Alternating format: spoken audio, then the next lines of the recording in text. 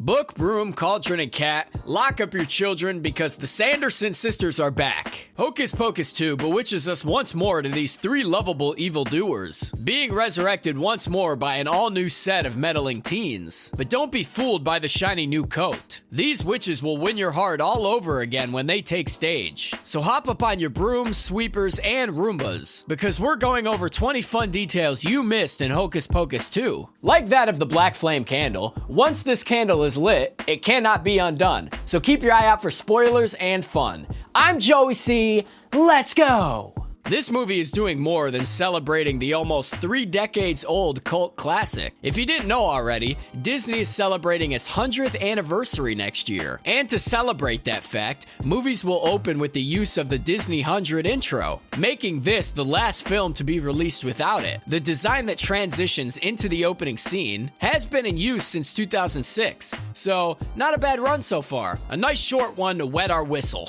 We would be doing disservice to these wonderfully wicked three without going over that early scene with them nothing more than mere teenagers. Taylor Henderson, Nina Kitchen, and Juju Brenner play young Winifred, Mary, and Sarah respectively. In both meanings of the word as well, each of these young actors took the characteristics of their older counterparts wonderfully. Winifred is conceited and direct, Mary has a crooked mouth and outbursts like a small dog, and Sarah has her signature floaty hands and walk. But we're not here to simply sing praise. Did you notice how the first person to be called by the Mother Witch's song was Sarah? And she would later adopt the song as her own later on? Or that Mother Witch changes the origin story of the book. In the first film, we are led to believe that the three sisters got the book from Satan himself. A minor change, but an interesting one. But there is more to this scene than meets the eye. For instance, if you are familiar with the Salem witch trials, you may know of the Witch House of Salem. The house belonged to one of the judges during the horrific event. You can still visit it today, and I have. It's very spooky. While the movie doesn't use this historic site, it does borrow it. In the flashback scene, the house of the Reverend looks awfully similar to that of the infamous Jonathan Corwin. It works for this small part. Having the Reverend, who prosecuted the Sandersons, live in the Witch House of Salem is just too priceless not to mention on this list. Fast forward about 330 years, and that brings you to our protagonists of this movie. The new duo, sometimes trio, of teens are Izzy, Becca, and Cassie, friends forever attending Skelton High School in Salem, a high school whose name dates all the way back to the founding of Salem. Samuel Skelton was the first Puritan pastor in America, who, if you weren't aware, was responsible for the persecution of men and women during the Salem witch trials in the late 17th century. But do not fret, dear viewers. Disney knows better than to name a fake high school after a murderous monster. Samuel died before the trials officially begun, and his family actually tried to fight against the hysteria. If you watched the last video we did on the first movie, we pointed out how the cast wouldn't be in school because Halloween landed on a Saturday. Well, we have another case in this one. The movie takes place in modern day.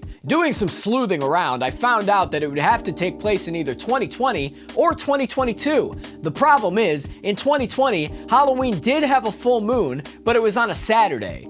In 2022, however, Halloween was on a Monday, but no full moon. A weird fact, you do with that information what you will. Mirroring characters can be a great way to show contrast or synchronicity. Take the classic Mercutio and Romeo. Mercutio is polar to Romeo's hopeless infatuations. What does this have to do with Hocus Pocus? Well, Becca, Izzy, and Cassie are mirrors and foils to the Sanderson sisters. The first clue is their color palettes, obviously taking inspiration from the original Coven of Three. The second is how they act with one another. Becca is headstrong and definitely the leader, but unlike Winifred, she values her partner deeply. Izzy is loyal and acts like the social lubricant of the three. However, she is not as whimpering as Mary when confronting the acting leader of the trio. That leaves us with Cassie. She is not in the movie nearly as much as the other 5 in this comparison, but her boyfriend acts as a version of Sarah's boy infatuation, just not to a distracting extent. Literature analysis can reveal wonders in cheesy fun family films. And as a 5th grade teacher would say at 11:30 in the morning, geography time, baby! Did you know that the last movie was filmed in Salem? It goes without saying, if you have a location, why not use it? Well, the sequel diverges from this path just a tad. See, it was actually filmed in Rhode Island instead. Crazy when you realize that the opening scene for both movies were set in the 1600s. Because in Salem, there is Salem's Pioneer Village that the first film used for the flashback. It's an interesting choice to go with in Hocus Pocus 2. Maybe Rhode Island just has a more Salem look on camera than Salem itself. I don't know, man. Moving right along, we get to arguably the coolest magic shop in all of fiction, Salem's Old Magic Shop, where its owner and seemingly only employee, Gilbert, portrayed by Sam Richardson, spins a tale of witches and curses in the town of Salem. The movie makes it very clear that this shop is in reality the old Sanderson Shack. But Sarah's lucky rat tail isn't the only thing that's missing here. Beyond the giant black cauldron, there are 2 cages hanging from the ceiling filled with mean bullies from the 90s that have seemingly disappeared from the witch's abode. It wouldn't be beyond reason to assume that somewhere in the cabin, there are 2 cages with 2 skeletons waiting to be saved. With a rating of PG, you can't get away with too much anymore. Long gone are the days of Jaws and Airplane, which both only got a PG rating.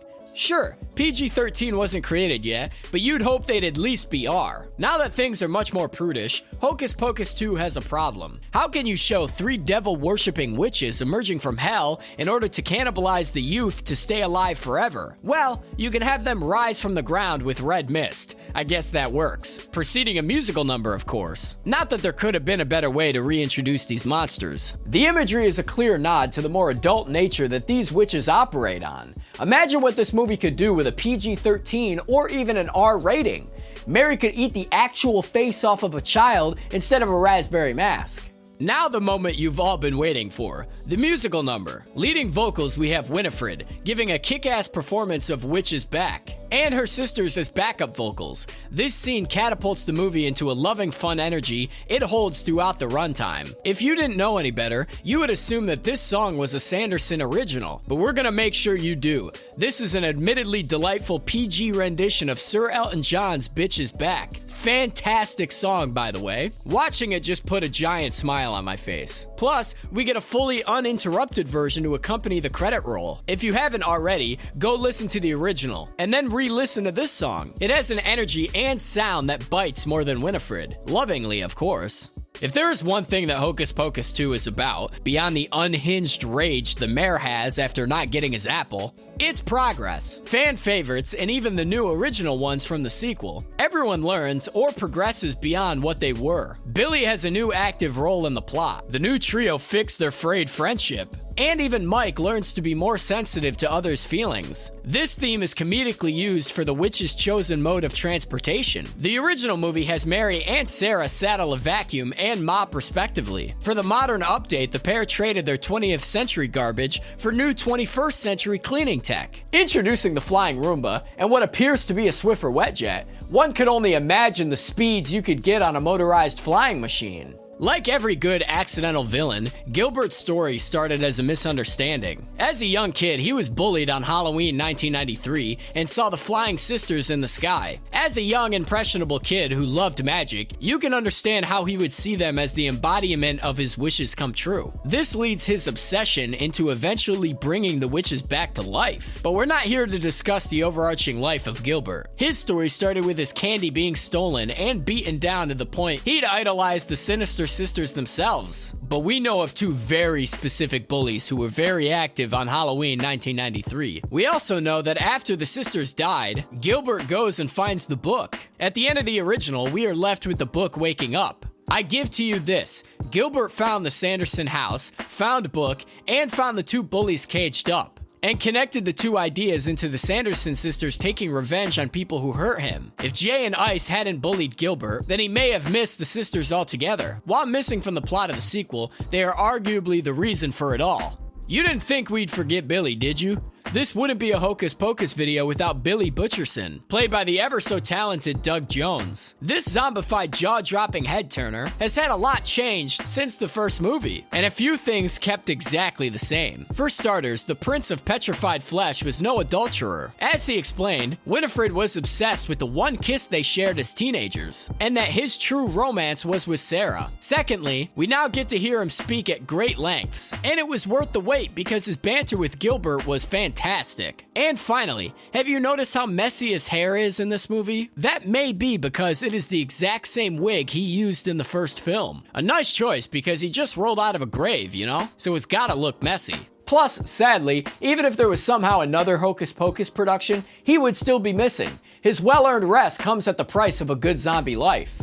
Paying homage to those who came before is a nice way to earn brownie points for fans and critics alike. One way the movie pays this tax is with the inclusion of costumes in the town festival. The first movie used as many costumes as they could because of budgeting restraints. The new one uses them to let Penny and Gary Marshall appear once more. For context, Penny and her brother Gary played the Medusa Lady and Satan in the original movie. And as the mayor awaits for his forsaken apple, the couple he asked to hold his place in line is dressed like these giants of silver screen. I will now use my powers of foresight to give an Easter egg that will be true in the coming years. Cornbread, who is the drag queen performing Mary Sanderson in the competition, will be on RuPaul's Drag Race in the future. Well, maybe. See, while on set, the producers were so impressed with Cornbread that they offered to call RuPaul on the performer's behalf. The offer was turned down, but the possibility is still very high that this movie will send Cornbread onto the runway anyways. After the Sandersons lose their lookalike contest, a story they can share with Dolly Parton, the Sandersons start another flash mob. Fun, and we'll be back to this scene in a few. But as they fly away, Winifred stops to spy on a couple watching the original movie through a window. Nobody brings this up in the movie, but I'm here to rationalize it. There was a scrapped remake of Hocus Pocus that was planned to be released on a freeform. Why was it scrapped? Well, Hocus Pocus 2 started production. Could this couple be watching the scrapped movie just on the in-universe freeform? It could explain why everyone dressed as the sisters appear in the movie, despite there being no way the public could have a photo of them from the 1600s. So it stands to reason that the town has all these rumors and stories about Halloween '93, which became so popular that a movie was based off it, meaning characters we know and love became characters in the very movie we're watching. Or it's just a cute little nod. Who knows? In the Walgreens, fun product placement, Becky and Izzy use salt to deflect Winifred's spell, even though it's not a full circle. Beyond the point. Later, they use it to trap them, and go on failing to protect the mayor. Salt circles are to the superstitious what force fields are to kids on the playground. But have you noticed in all these situations that salt was involved, a white witch is around? It's debatable whether Allison was a white witch, but Becca absolutely is. Maybe we have this whole witch thing wrong. All it takes is salt and a strong bond to get those magic juices flowing. Repeating on loop in our heads was the line, "It's a small bus." Why was this their first reaction? The scene mirrors the one from the first one where they're tricked into thinking headlights are the sun. The Sandersons even mention how they won't be fooled by that again. But when they see the mayor's car, it registers as a small bus. Well, looking back over the first one in the modern day reveals why. The Sandersons know what they experience, which is why they are confused by a sliding door, but not a road anymore. They have all ridden, and Sarah even drove a bus, but not a car. So this funny little bit is just a well-planned gag. Before we were blessed with this cursed movie, it went through a few changes, namely the ending. See, during the test screenings of the movie, audiences felt that the ending was the weakest part of the film, to the extent that it was rewritten and reshot. With the ending we got, it doesn't feel like it could have been much different. How drastic were the changes between what there was and what we got? Maybe once the DVD is released, which I don't even think it will because it's on Disney+, we can watch it on a special feature. Or will it live in our imagination like a certain dancing zombie? The movie was released at witching hour, 3 a.m. Eastern Standard Time. So if you fell asleep before the credits ended, or just skipped it entirely, I don't blame you. But if you had, then you would miss another sequel bait. Before the screen cuts to black, we have a nice close-up to a box labeled Second Black Candle, implying the door is open for yet another sequel. And even if there isn't, this is a nice bookend to a story that started all the way back in 1693.